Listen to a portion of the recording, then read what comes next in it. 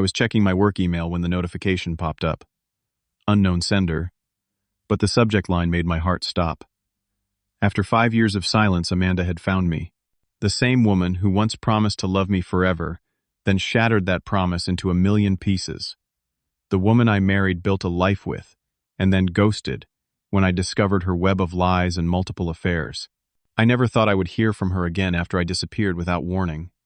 Before I tell you why I had to vanish from my wife's life, let me know where you are watching from, and hit that like and subscribe button if you have ever struggled with betrayal in relationships. The first time I saw Amanda was at a business seminar in Seattle back in 2013.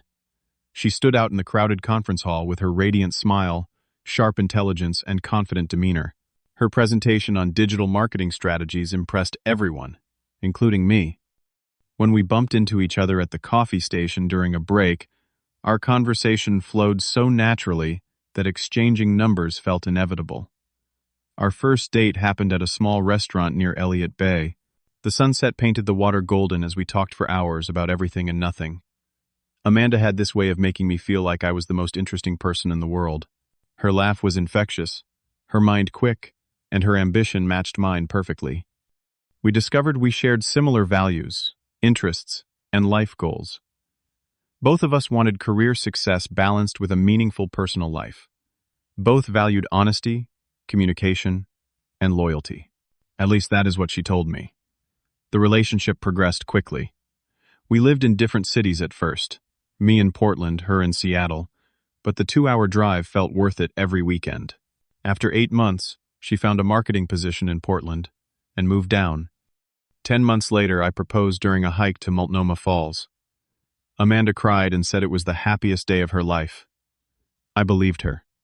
Our wedding was intimate, just 30 guests on a secluded beach. Amanda wore a simple white dress that caught the wind as we said our vows. My best friend Kevin served as best man, and her sister Jamie was maid of honor. Everything felt perfect, like we were characters in a romance movie, with our happy ending secured. We bought our first home in a Portland suburb, a modest 3-bedroom with a backyard for the family we planned to start in a few years. I continued my work as a software engineer, while Amanda climbed the corporate ladder in marketing. Weeknights we cooked together, weekends we explored hiking trails, or visited local wineries. Every summer, we took a 2-week vacation somewhere new. Hawaii, Mexico, Italy. We were living the dream, or so I thought. The first signs of trouble came in our 5th year of marriage. Small changes at first, so subtle, I almost missed them. Amanda started changing her work schedule, coming home later than usual. She would mention impromptu drinks with colleagues or sudden client emergencies that kept her at the office. The frequency of these late nights increased steadily. Her weekends began filling up with meetings she could not reschedule and coffee dates with coworkers I had never met. When I asked about joining her sometime, there was always a reason why it would not work out. Too business-focused. The person was going through something private. Not enough seats reserved. Then came the password changes. One night, I asked to use her phone to order takeout when mine was charging. She hesitated before unlocking it, and watching me like a hawk as I used the food delivery app. The next day, I noticed she had changed her passcode. Whenever messages came in, she would turn her phone screen down or step away to reply. Her style evolved too. New clothes, more makeup, expensive perfume. I never smelled at home. She started going to the gym 3 times a week, then 5. Our physical intimacy decreased dramatically. When I initiated, she was too tired or not in the mood. When we did connect, it felt mechanical, like she was going through motions.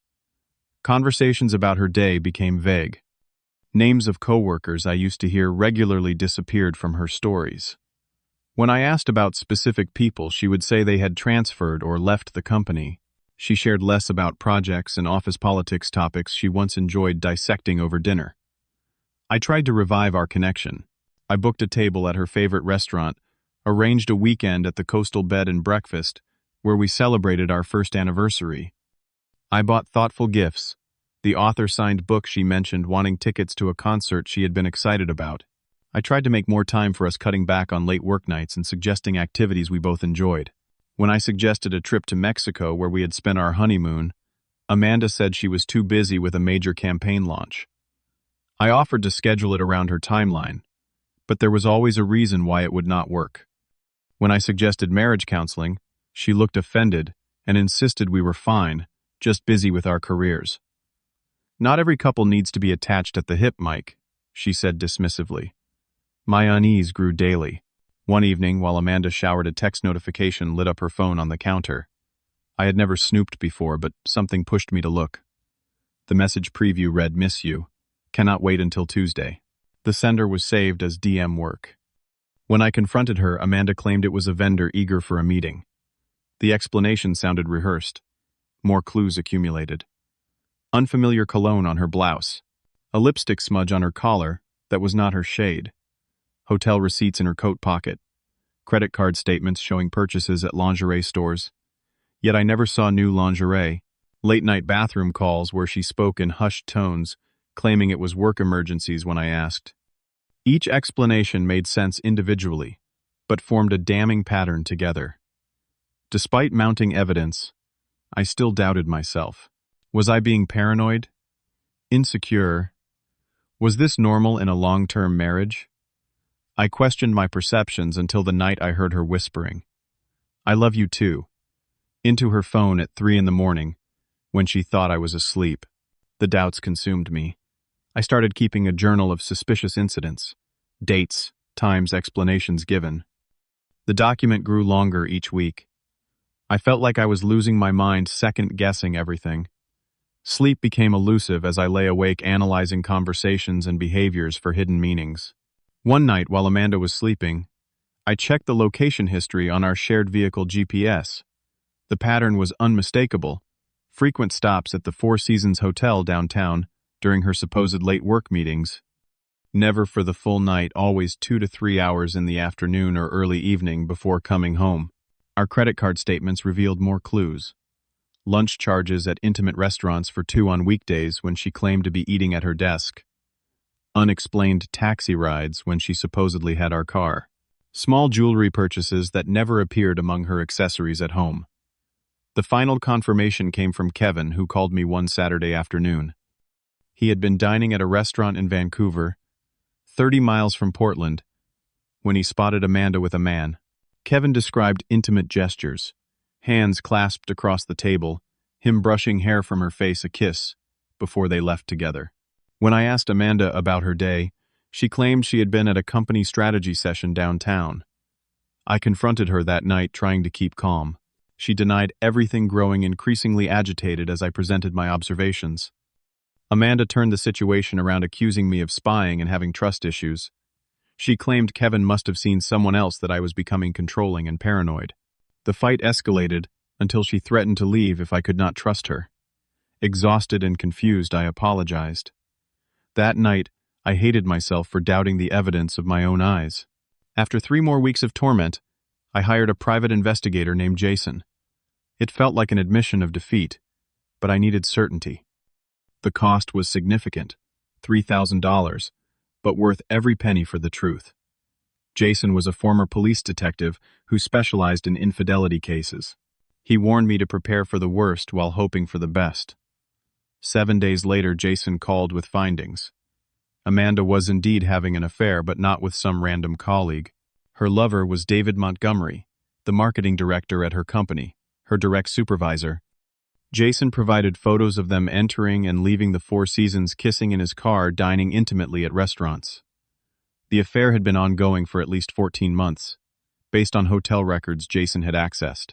The evidence was devastating but comprehensive. Security footage, timestamps, hotel records, photos that left no room for denial. Jason had even obtained copies of text exchanges through methods he would not specify. The messages were explicit, discussing their encounters and future plans, complaining about having to maintain appearances with me. The final blow came when Jason uncovered not one affair but 3. Beyond David, Amanda had been seeing a personal trainer named Tyler for approximately 8 months. There was also evidence of a briefer relationship with a client from New York who visited Portland monthly. Each relationship featured different patterns, different meeting spots, different levels of emotional involvement. Jason discovered Amanda maintained a separate apartment leased under her sister Jamie's name. A love nest for her various relationships paid for with cash withdrawals from our joint account, small enough to not raise immediate suspicion when taken individually, but totaling over $20,000 across 2 years. Social media provided more evidence. Amanda had secondary accounts under variations of her maiden name, connecting with these men through private messages. There were vacation photos from weekends she claimed to be at marketing conferences, weekends spent with David at coastal resorts or mountain cabins. The most unexpected revelation came from Sarah, Amanda's close friend from college. After witnessing my emotional deterioration, Sarah reached out confidentially. She confirmed, knowing about the affairs particularly with David, which had begun after an office Christmas party. Sarah had urged Amanda to either end the affairs or come clean with me. When Amanda did, neither Sarah had distanced herself from their friendship. She is not the person we thought she was, Sarah told me sadly. Armed with undeniable evidence, I confronted Amanda one evening after dinner. I placed the photos, records, and text printouts on our dining table systematically. Her face cycled through shock, denial, anger, and finally, when she realized the extent of my knowledge, resignation. It was not supposed to be serious, she finally admitted. David understood the pressures of my job in ways you never could. You were always buried in your coding projects, hardly noticing me anymore. Her justifications continued, each one cutting deeper. I had been emotionally unavailable. I had stopped surprising her. I had gained weight and lost ambition. She had felt neglected, unappreciated, invisible in our marriage. The affairs gave her validation and excitement our relationship lacked. When I asked about the other men, Amanda seemed genuinely surprised, I knew. She attempted to dismiss Tyler as just physical, and the client as a momentary weakness. Each explanation made me feel more like a stranger to the woman I had loved for 7 years. When I asked how long she would have continued the deception, she had no answer. That night, Amanda promised to end all relationships immediately. She begged for another chance, proposed counseling, suggested a fresh start in a new city. But even as she pleaded, her phone buzzed with a message from David asking when they would meet next. The duplicity continued, even in the moment of supposed repentance. I moved into our guest room that night, unable to look at her, without seeing all the lies. Sleep was impossible. Our entire history replayed in my mind, every happy memory now tainted with doubt. Had anything been real? Had she ever truly loved me? The questions crushed my chest like physical weight. For 2 weeks I went through motions like a zombie. I lost 12 pounds, missed deadlines at work, and stared at walls for hours. Friends noticed but attributed my state to generic marital problems. Only Kevin knew the full truth. Meanwhile, Amanda acted like we were working things out, telling family and friends we were going through a rough patch but committed to our marriage. Another performance in her ongoing show. After the initial shock faded, clarity emerged. I could not, would not, remain in this marriage.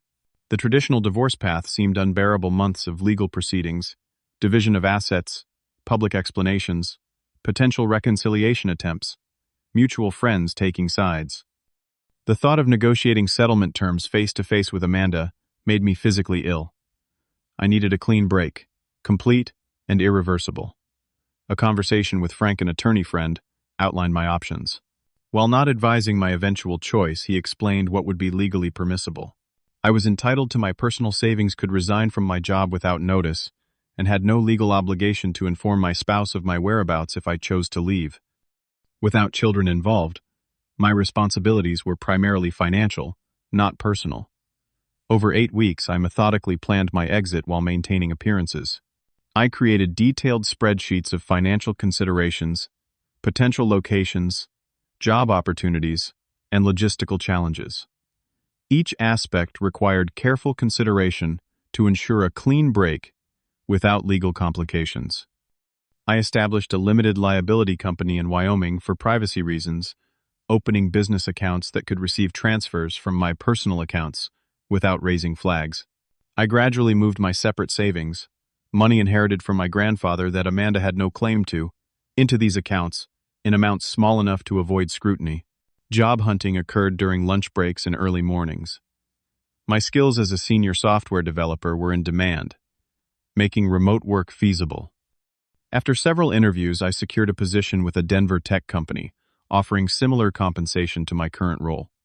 The hiring manager agreed to complete confidentiality about my start date and personal situation. Housing came next. I researched neighborhoods in Denver's outskirts, finally selecting a modest apartment in Lakewood with good security and privacy policies. I paid 6 months' rent up front, through my LLC, arranging for keys to be mailed to a temporary P.O. box, rather than requiring in-person collection. The property manager was confused but accommodating when provided with additional security deposit. Transportation required consideration. I purchased a used Toyota 4Runner with cash from a private seller, ensuring the vehicle had no tracking systems or outstanding liens. The car remained parked at a long-term airport lot until departure day, with paperwork ready for registration in Colorado. Personal documentation was gathered systematically. Birth certificate, social security card, passport professional certifications, medical records, financial documents, insurance policies, and investment information were digitized and secured in encrypted cloud storage. Physical copies remained in a small fireproof case, ready for transport. Throughout this process, I maintained normal behavior at home. I attended dinners with Amanda, watched movies together on weekends, and participated in social events with mutual friends. The performance was exhausting but necessary. Amanda seemed to believe our marriage was healing, even as I finalized plans to disappear. Only Kevin knew my intentions.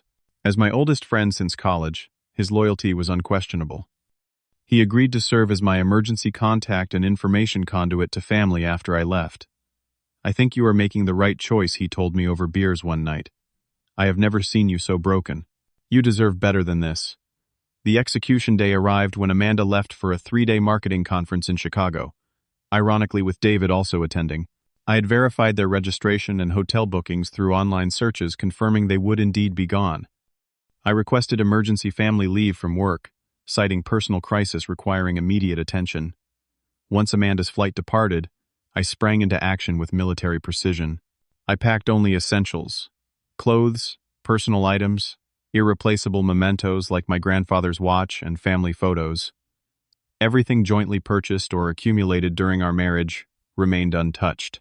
My wedding band was left on the nightstand alongside a brief handwritten note: "I know everything. Do not try to find me." I called my parents and sister, explaining I needed time alone to deal with personal issues but assuring them I was safe. I promised to contact them once settled but requested they respect my privacy in the interim. They were concerned but supportive, unaware of the complete situation. That night I drove 14 hours straight to Denver, stopping only for fuel and coffee. The journey passed in a blur of highway lights and melancholy country music. Tears came intermittently, grief for the life I was leaving behind, mingled with tentative hope for whatever lay ahead. By dawn, I crossed the Colorado border, symbolically entering my new life as the sun rose. My apartment was sparse but functional. Beige walls, basic furniture, and large windows overlooking the Rocky Mountains. I spent the first day assembling a bed frame and organizing necessities. The simplicity was comforting after years of accumulating possessions that suddenly seemed meaningless. The remote job began immediately. Technology allowed seamless transition, same work, different location. I established new routines: early morning gym sessions, to exhaust my body enough for sleep, home-cooked meals instead of takeout, evening walks exploring my neighborhood. I changed my appearance slightly, growing a beard, adopting different hairstyle, wearing glasses instead of contacts. Small changes that altered my look, without seeming like disguise. Weekly therapy sessions with Dr. Peterson became my lifeline. Initially, discussions focused on acute trauma and betrayal. Later, we explored relationship patterns, boundary setting, and rebuilding self-worth. The work was painful but essential for healing. I rekindled abandoned passions. Photography had once been my creative outlet before marriage consumed my free time. I purchased a quality camera and spent weekends capturing Colorado landscapes. The focus required to frame perfect shots provided meditative escape from intrusive thoughts. 6 months after arrival, I joined a local mountain climbing club. The physical challenges and camaraderie offered healthy distraction. Through the club, I met diverse people with no connection to my past. People who knew me only as Mike the photographer and software developer, not Mike the abandoned husband. Professional growth provided another focus. I completed advanced programming certifications, increasing my market value and job security. Work colleagues became casual friends, though I maintained privacy about my history. After 1 year in Colorado, I purchased a small house in a quiet suburb. The 2-bedroom bungalow with mountain views represented permanence and new beginnings. I adopted Buddy, a golden retriever, from a local shelter, who became my constant companion on hikes and quiet evenings. Throughout this period, Kevin provided occasional updates. Amanda had returned from her conference to find me gone initially, assuming I was visiting family. When calls went unanswered and my absence extended, panic set in. She contacted friends, family, colleagues, anyone who might know my whereabouts. She filed a missing person report, which police quickly closed upon, confirming I had left voluntarily. Amanda hired a private investigator to track me down, but my preparations proved effective. The limited paper trail LLC ownership structure and cash transactions created sufficient obstacles. Meanwhile, I had changed phone numbers, email addresses, and deleted all social media accounts. I existed in a different world, now unreachable by former connections. Kevin reported Amanda cycling through emotions: shock, anger, desperate pleading, and eventually resignation. She continued relationships with both David and Tyler intermittently while searching for me. The irony was not lost on me. She wanted most what she had willingly risked. Her actions confirmed I had made the right decision, painful though it was. As months became years, updates about Amanda became less frequent and less relevant. My new life had substance and meaning independent of my past. The pain remained, but transformed from acute agony to occasional melancholy. I no longer defined myself by her betrayal, but by the resilience that carried me forward. 5 years passed since that night I drove away from Portland. My life in Denver has become genuinely mine: a successful career, a comfortable home, meaningful friendships, and even a promising relationship with Jessica, a psychologist I met through mutual friends. She knows about my past and understands the slow pace at which I navigate intimacy and trust. Her patience and emotional intelligence create safety I never thought possible again. Then came the email that shattered my carefully constructed peace. Amanda somehow discovered my work address, likely through an updated LinkedIn profile I needed for professional networking. The subject line was simple: "Please read this." My finger hovered over the delete button, but curiosity prevailed. The message began with apology. Amanda claimed 5 years of reflection had brought complete acknowledgement of her wrongdoing. She took full responsibility for destroying our marriage through selfishness and deception. She described therapy, soul-searching, and failed relationships that followed my departure. Each subsequent partnership collapsed under the weight of guilt and comparison to what we had shared. Amanda wrote about searching for me relentlessly at first, then periodically, over years when new leads emerged. She described the shock of discovering I had created an entirely new life without a backwards glance. She alternated between respecting my decision and lamenting the opportunity for proper closure. The email concluded with a request to meet, just once, to properly end what we had started. "We both deserve closure," she wrote. "Perhaps even a fresh start if there is anything salvageable between us." She attached a photo from our second anniversary dinner, both of us laughing with champagne glasses raised. "Remember when we were happy? I think about this night often." My immediate response was physical: racing heart, sweaty palms, constricted breathing. The past I had so carefully walled away came rushing back in vivid detail. I closed the laptop and took Buddy for a long hike, trying to process the unexpected intrusion. That evening I shared the situation with Jessica over dinner. Her training gave her perspective I lacked. "This is about her needs, not yours," she observed gently. "Ask yourself what responding would add to your life now." Her lack of jealousy or insecurity demonstrated the healthy relationship we had built. I discussed the email with Dr. Peterson during our monthly check-in. "Closure is internal work, not an external event," he reminded me. "You have already found your closure through rebuilding. What would meeting actually provide, except reopening old wounds?" For days I drafted potential responses in my head. Brief acknowledgement. Detailed explanation of the pain she caused. Request to never contact me again. Each option felt simultaneously excessive and insufficient. Ultimately, I chose silence. There was nothing to say that would improve either of our lives. Amanda needed to find her own peace just as I had found mine. I deleted the email, blocked the address, and strengthened privacy settings on professional accounts. I notified our IT department about potential unwanted contact, framing it as a personal security precaution without details. The decision brought unexpected relief. My non-response represented not coldness, but self-protection, recognition that I had worked too hard for my current happiness to risk destabilizing it. The past had no claim on my future, unless I granted permission. This journey from complete devastation to wholeness required immense effort.